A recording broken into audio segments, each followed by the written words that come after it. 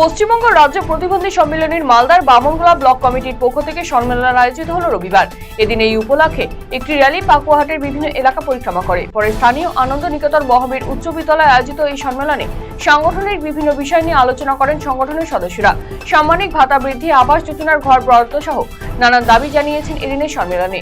সংগঠনের মালদা জেলা সম্পাদক শেখ সালেক, চিত্তরঞ্জন মণ্ডল সহ অন্যান্যরা উপস্থিত ছিলেন। পুণ্য লাভের উদ্দেশ্যে মক্কা মদিনা শরীফে যাচ্ছেন নকশালবাড়ির 5 জন ধর্মপ্রাণ মুসলমান। নকশালবাড়ি থেকে কলকাতা ট্রেনে, পরে বিমানে করে হজ যাচ্ছেন 5 জন। হজ যাত্রীদের শুভেচ্ছা বিনিময় করলেন সভাধিপতি।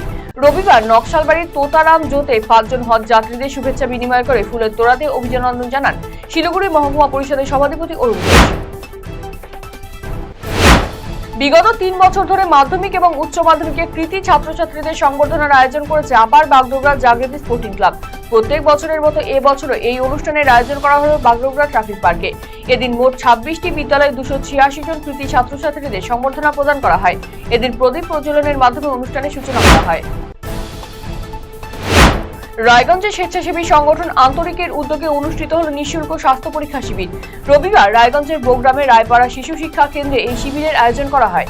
এখানে ডক্টর সৌরদীপ সাহা, ডক্টর টিকলি ব্যানার্জি এবং ডক্টর দিশা চক্রবর্তী এই 3 জন চিকিৎসক স্বাস্থ্য পরীক্ষা করেন। প্রয়োজন অনুযায়ী ওষুধ সরবরাহ করা হয়। এই কর্মসূচিকে ঘিরে মানুষের যথেষ্ট সাড়া পরিলক্ষিত হয় বলে জানান সংগঠনের সভাপতি তবারক হোসেন। ছাত্রছাত্রীদের বিদ্যালয়মুখী করে তুলতে ছাত্রছাত্রীদের উদ্যোগে শিশু সংসদ, পাড়া সাথী সভা এবং সাফাই অভিযান করা হলো রবিবার।